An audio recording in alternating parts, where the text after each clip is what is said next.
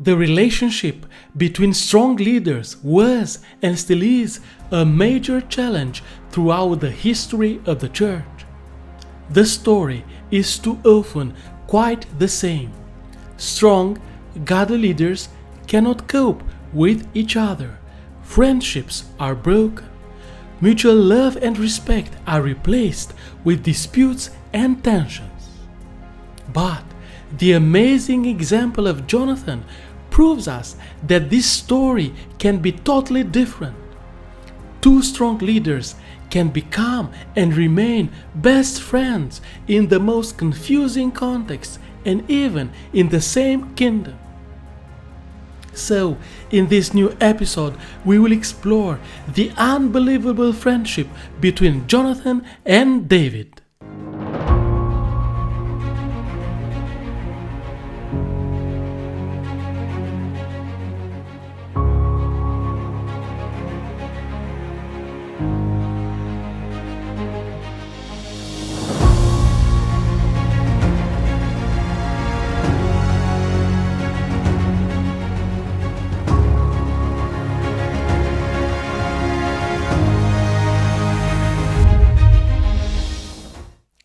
The context when Jonathan and David first met was a glorious context, but totally hostile for them to develop a friendship. Jonathan was the son of King Saul, and he was the national hero of the moment. In a crisis war situation with the Philistines, he and his servant entered the enemy camp and spread chaos and fear there, and God brought a great victory through his faith and courage. But a new crisis context emerged. Goliath challenged to fight one representative of Israel, but he spread fear in all the brave men from Israel, including Jonathan. Nobody from Israel, not even Saul or Jonathan, dared to fight with Goliath. And here comes young David, who defeats Goliath with just a stone. Overnight, Jonathan loses the position of national hero, and this position is taken by an unknown, poor, and much younger man. From the story of Cain, we find out that envy is one of the evilest human inclinations that we have to fight with until death.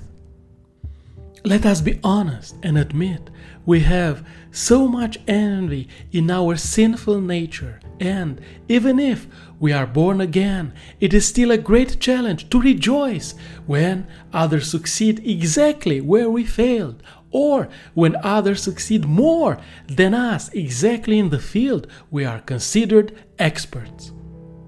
Sometimes, in this context, it is a big spiritual victory for us if we just control our envy and we refrain not to denigrate our rival. If this desolate intersection with a better leader is for a moment, and then he turns back to his church or organization and I turn back to mine, it is all good.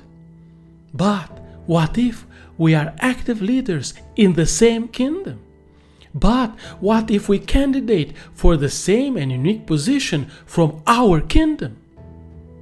The friendship between Jonathan and David became more improbable because David was anointed by Samuel as the future king of Israel. There could not be two kings in the same time, and Jonathan was the official successor to the throne. Saul, Jonathan's father and king, started persecuting David and commanded to all his servants to kill David. It seemed that somehow history predestined Jonathan and David to an unavoidable rivalry. But their story turns to a totally unexpected direction. The most wonderful and emotional friendship described in all the Bible is between Jonathan and David. We find here not just a good relationship, mutual respect, and mature collaboration. We find here such a profound love and true friendship. They became best friends from the very beginning, and then remained best friends in those darkest times when Saul denigrated and persecuted David. And their friendship lasted until the end. After David defeats Goliath, we find no manifestation of envy from Jonathan. Even David's brother was hostile with David in that context and accused him of being proud. But Jonathan became one spirit with David and loved him as himself in the very same day. This is the first time and single time in Scripture when it is declared that one human managed to fulfill the biggest command of the law, and namely, love your neighbor as yourself. The Scripture repeats again this extraordinary declaration. And Jonathan made a covenant with David because he loved him as himself. Jonathan took off the robe he was wearing and gave it to David along with his tunic and even his sword, his bow and his belt. But all these were royal symbols too that stipulated that Jonathan was the successor to the throne. It is unbelievable that from the very beginning, even before Jonathan found that David was the future king anointed by the prophet Samuel, he gave to David his royal clothing, saying to him, "You and not me are the true king. You and not me deserve to be king." How was this possible? Was Jonathan a real human? Or he was, in fact, a heavenly angel disguised in a man? No, he was human, with the same weaknesses as all of us. But for Jonathan, after many years of walking with God, it became so clear that only God was their true and unique great king, and only God was worthy and praised and had to be praised by all his people. He had learned so profound that the story is not about him and his name, but only about God and his glory. And maybe he felt ashamed he let himself intimidated by Goliath, and God's name was dishonored for 40 days. And now he was so glad that God's name was lifted up once again, and how he could not love the one through which God's glory shone so powerfully. Jonathan did not let himself confused by the denigration campaign initiated by Saul against David, and did not let himself intimidated by his father's anger, but kept side with the persecuted David and risked his life in order to save David. After Samuel anointed young David as the new king, Jonathan was the first one in Scripture to recognize David as king.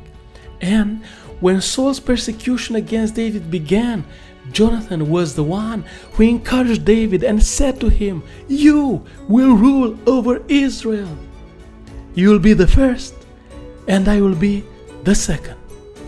Samuel and Jonathan represent the present authority who recognize the future king and authority, and namely David from the tribe of Judah. Both of them anticipated the ministry of John the Baptist, who was from a priesthood family and was the first one to recognize Jesus, son of David, as the Messiah and the new authority of God's people. And when John says about Jesus, "I have to decrease in order for him to increase," we cannot remember Jonathan's encouraging words said to David. And indeed, Jonathan had an unexpected and shocking death, similar to the death of John the Baptist. My dear fellow leader, how is your attitude towards the other Christian leaders? What does your heart say about the leaders who seem to lead better than you or have more success than you have? Do you always want to be the leader from the first line? Or do you understand that being in the first line is the hardest job in God's ministry, and only those prepared and called for this job have to be there? How easy can you recognize a better leader than you are? And then, are you glad that he will be in the first line of the ministry and you will support him from the second line?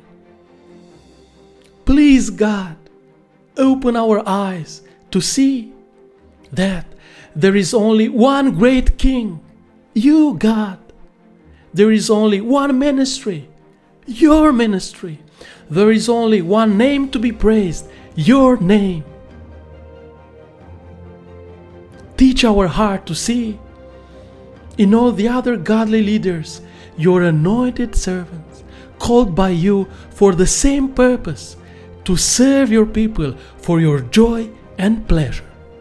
Humble our hearts to see the limits of our own leadership, vision and ministry, and depart from us the temptation to wish to transform all the other ministry after the image and likeness of our own ministry. Help us to understand the necessity of diversity in your great ministry all over the earth. Help us not to judge anything before you come and reveal the truth about all ministries. For the joy of your heart, pour out through your Spirit mutual love, respect, and Jonathan-like friendship between the Christian leaders from the same ministry and even from different ministries. And maybe this is the best thing to do before Jesus, Son of David, will come back to us.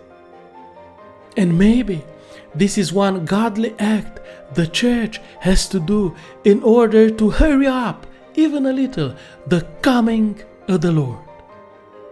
If you want to explore more these essential leadership lessons from the Bible, follow on YouTube the 33 episodes at the Biblical Map of Leadership.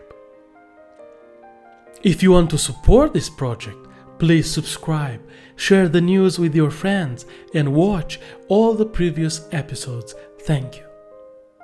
And don't forget, if you are a map reader, you will be a great leader.